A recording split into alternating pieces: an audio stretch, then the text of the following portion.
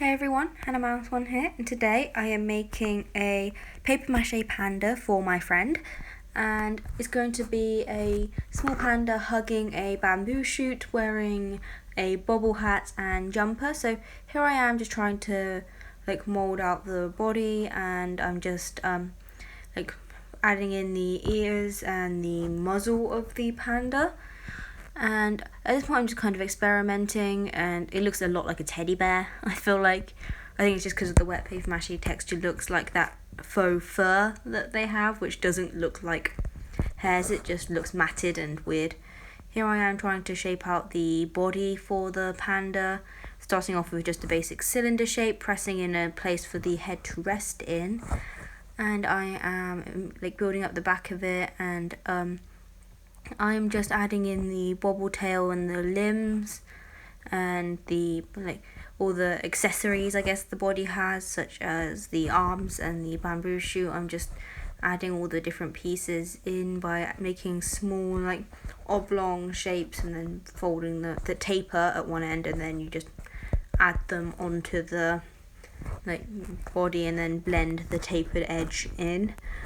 You don't need to worry about so much as the paw ends of blending it, because it is a separate piece of it, and in real life it would be able to come off.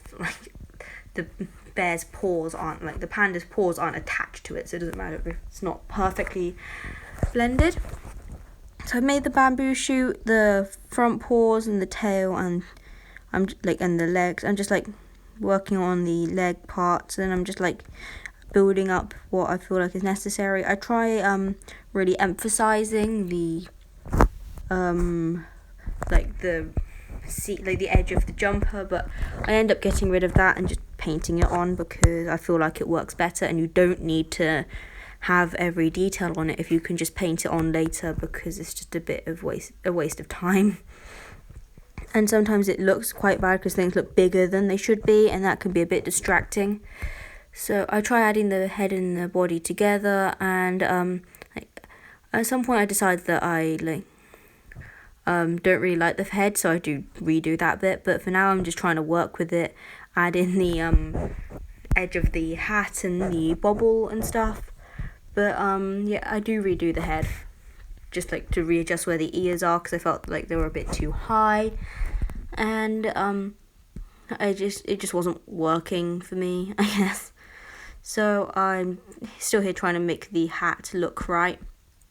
I found it really hard to do a hat around the ears, because in reality a bobble hat would scrunch up, but adding in that much detail is near enough impossible with paper mache, because it isn't clay. It is just paper, flour, water and salt.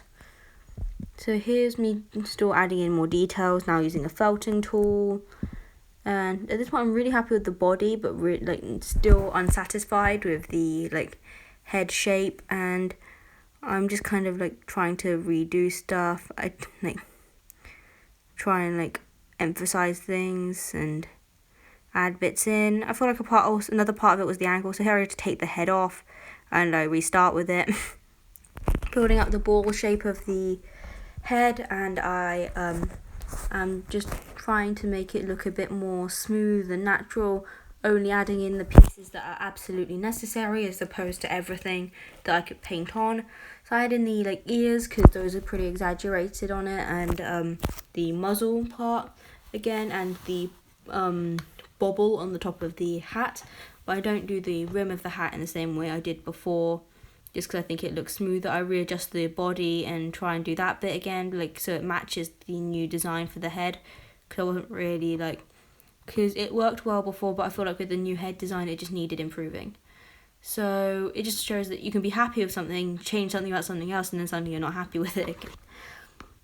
But here I am working on them, going for a more simplistic look, and it comes out really cute.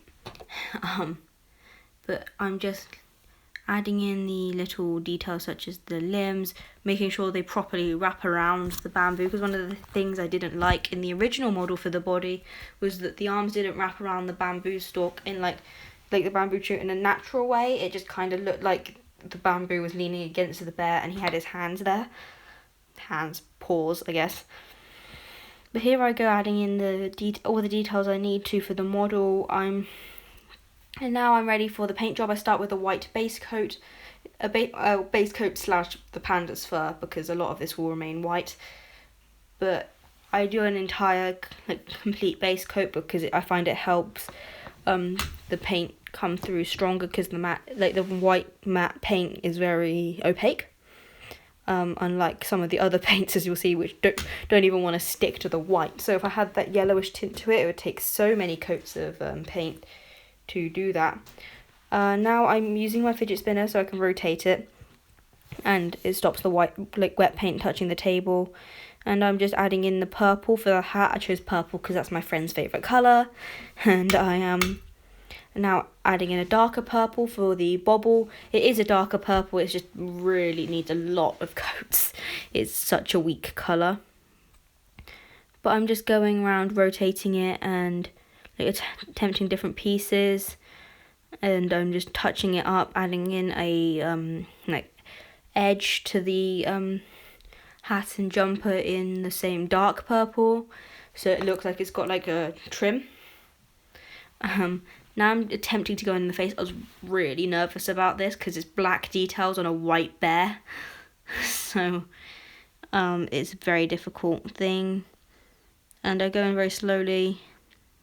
There are bits in this first attempt which I don't like, but they will get fixed. Like the smile was just a bit too big on this first design, and I really found it a bit creepy.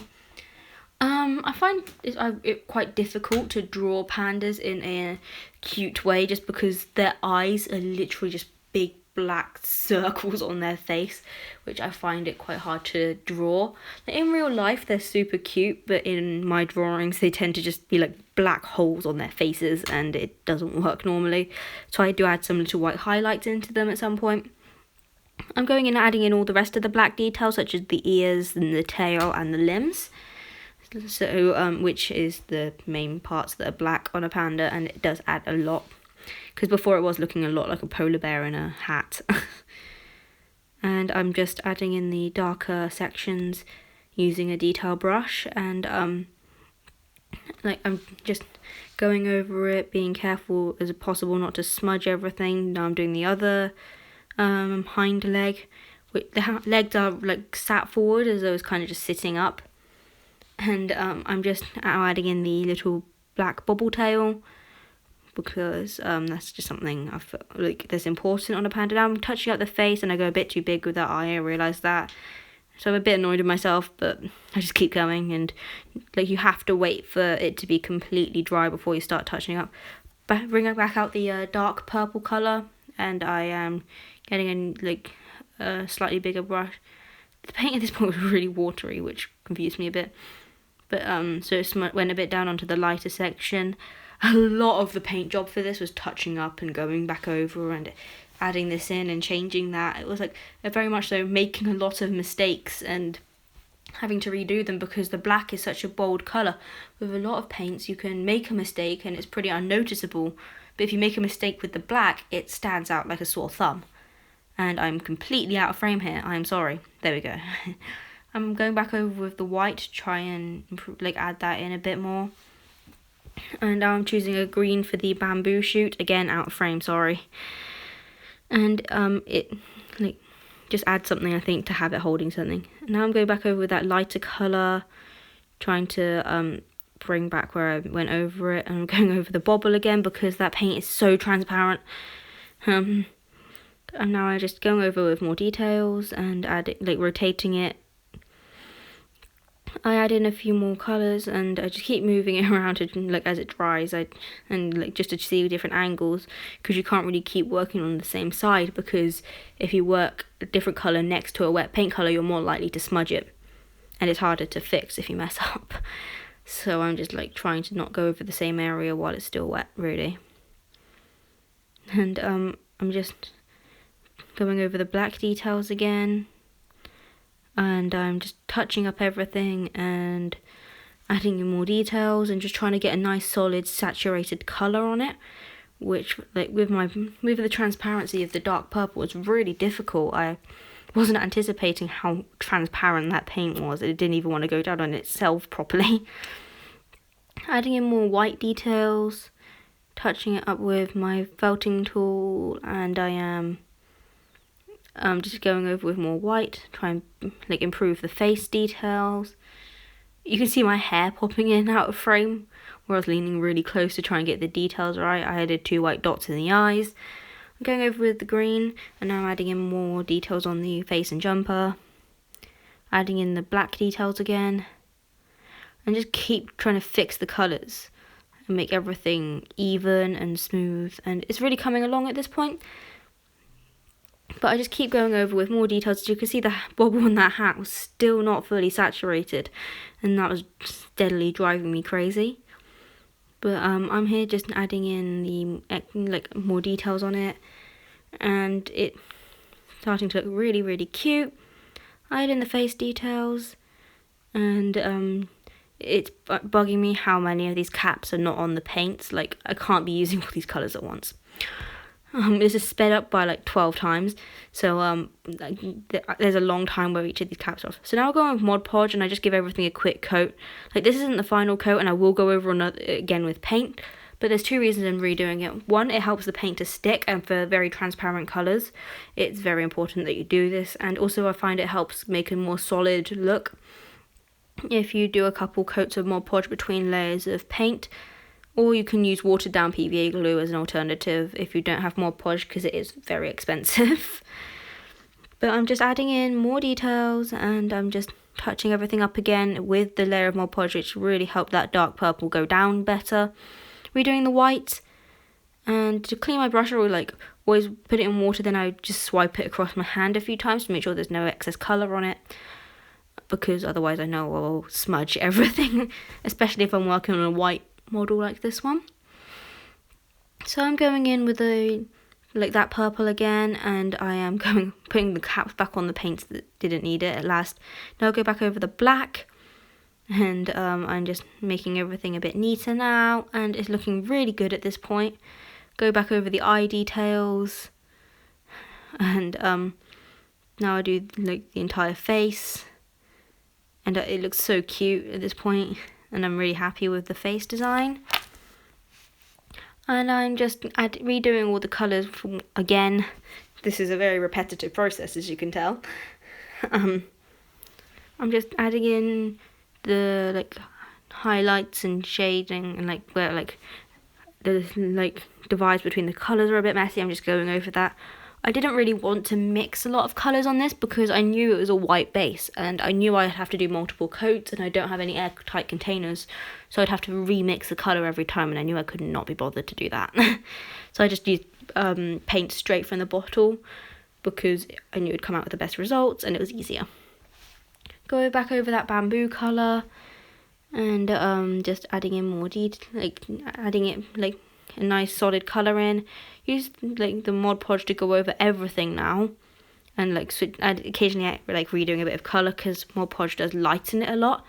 But I'm just trying to use the Mod Podge, the white paint, and that to just try and make it look solid and be hard, because the Mod Podge does make it a lot harder and more like a figure rather than a piece of paper that's been soaked in water for a while. And it feels really nice, and proper when it's done. And it looks really cute, and I'm completely out of frame again, and I'm sorry. I don't know why I was struggling so much to stay in the frame this video. Adding in another coat of Mod Podge. If you're not worried about it smudging, because that can happen, stipple it on. So you do a dabbing motion instead of a swiping motion, because it means that you are not removing the paint sideways, you're moving it up and down. And just keep going over everything, and make it until you're satisfied, basically. If this video showed you anything, you don't have to get things right on the first go.